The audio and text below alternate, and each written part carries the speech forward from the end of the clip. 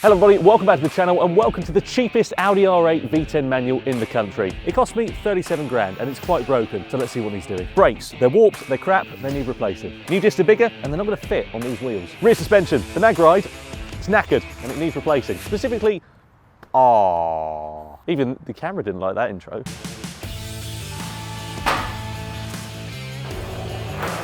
So here are the bits that we're going to be doing on the car today, depending on how much time we've got and how quickly it is to get these done. So we've got front discs, rear discs, obviously pads and discs to do at the same time, and then we've got new rear magride shocks as well to go on the car. Hopefully we can get all of this done in the window and the car will be transformed in the space of about 8 hours. That's wishful thinking though, and as you know, whenever I do anything in this workshop, whenever Dad does anything in this workshop, it never goes according to plan, so let's see how we get on.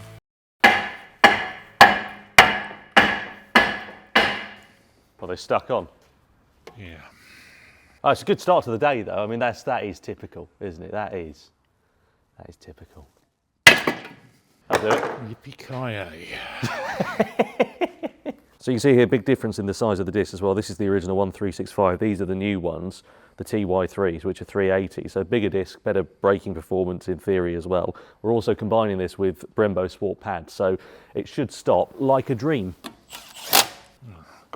So first problem of the day, we're having to reuse old bolts because the new ones don't fit. They're slightly too wide by the looks of things to go in. Is that right? Slightly too wide? Yeah, the shoulder and threaded part's okay, but the shoulder's slightly fractions of a millimetre. I'm assuming that is probably because when people upgrade the discs, they'll probably upgrade the caliper for a proper Brembo one as well. And obviously this is an Audi one, so... You could put the die grinder in there and ream it out, but these have got quite a bit of thread. The actual bolt length is only a couple of mils difference. Okay. So easy enough. Right, old bolts back on. it's not ideal. You should really replace them. They're obviously pretty crucial bolts that can stretch and fatigue, so it's something we'll have to sort out. The only problem with using old bolts is they're dirty.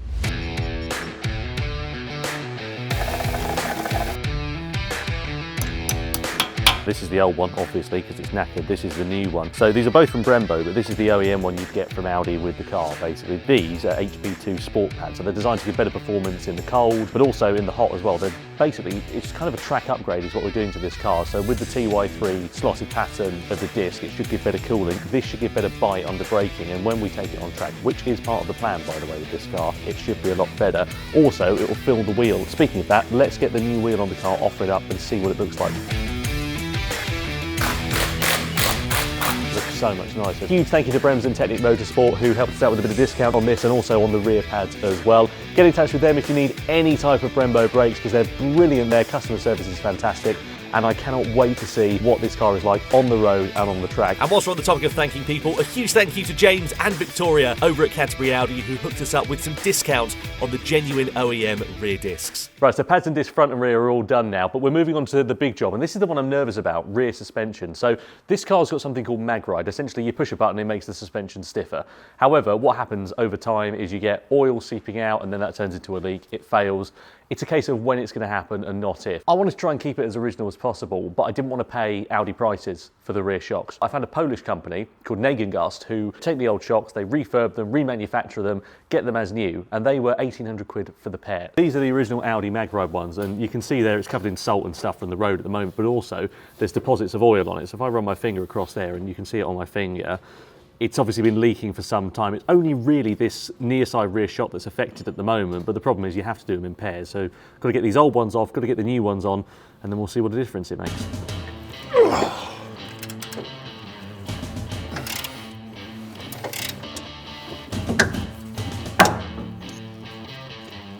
you go, pass.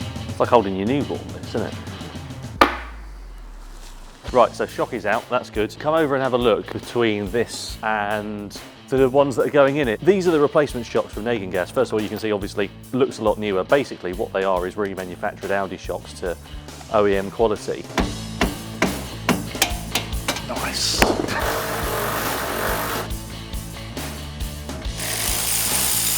So shocks just come out from the near side. You can visibly see the oil on this one, just absolutely caked in it. So yeah, this is definitely the worst one of the two and has been leaking for a bit more of the time. So handy that we replaced these, and this probably explains why it hasn't quite felt so good on the road.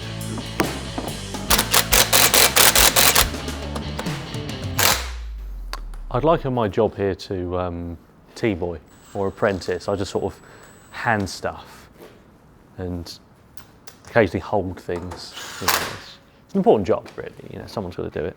Right, so the last bit that we've got to do is the exhaust valve. Now, this car has a valve on the exhaust already. However, you can't control it manually, which is something that I want to do.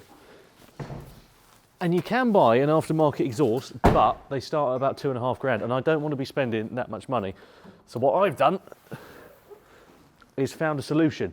For 100 quid, you can get what's in this box, which is a Chapatronics exhaust valve controller. Essentially, can't really see it because it's all full of stuff, but what you do, plug it in, and essentially it gives you manual control via this fob over your exhaust valve. So it's not going to be quite the same as putting, you know, a stainless steel Top Gear or Capristo system on it, but it will give me manual control over the exhaust, which means that when I go through tunnels I can push the button and behave like a 7-year-old child.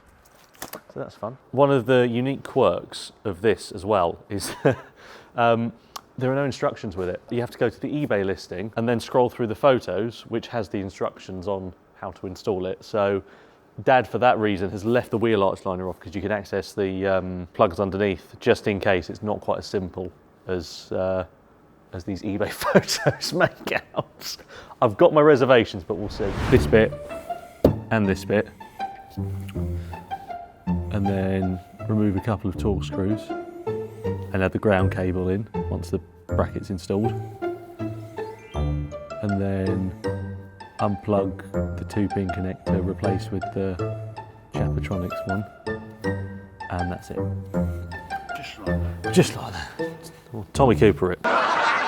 Hey. I'm even out of a job on that one. This bit. Unscrew the torque screws and then add the ground cable there once the bracket's installed. So the multi-plug's got to come off this original one and spliced in, I take it. What a name, Chapatronics. I know, it is. Sounds like something chafing.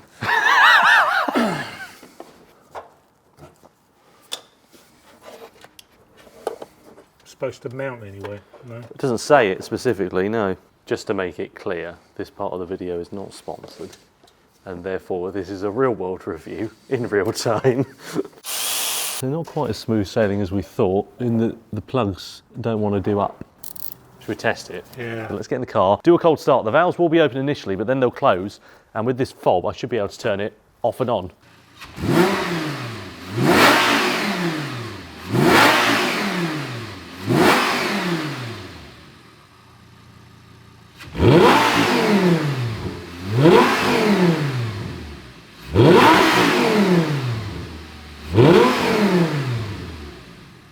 I know it's not the same as having like a stainless steel exhaust on, and it's never going to be, but it sounds so much better for it. I think that's one of the things, is that when I had my original R8, the V8 one, it was a lovely car, but it needed an exhaust to open it up. Had this been available, I'd probably put it on it, to be honest with you, as a kind of workaround until I get to the point where I want to put an exhaust on it, because obviously we've got other priorities. We've got a little oil leak underneath, got a few other things I want to sort out, putting a CarPlay module in and so on. I think that's a nice workaround just to extract the noise out of a V10 that you'd expect. So yeah, happy with that. Let's go for a drive.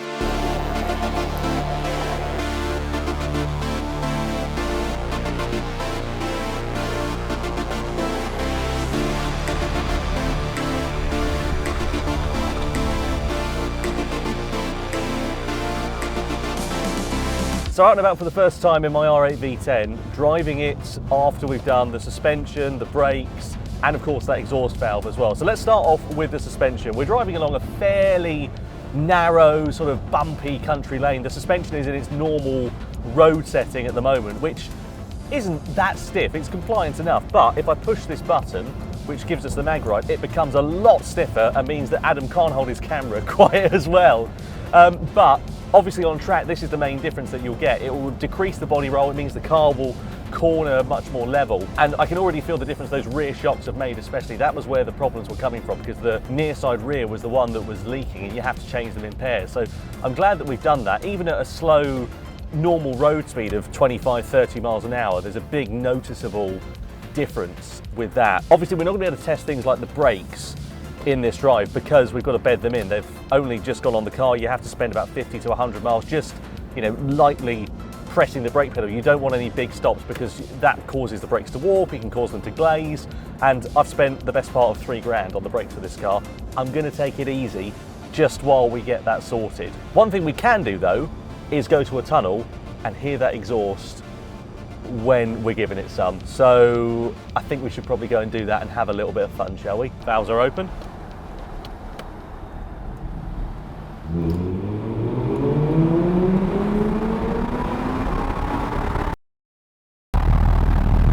There's a bit of wind noise!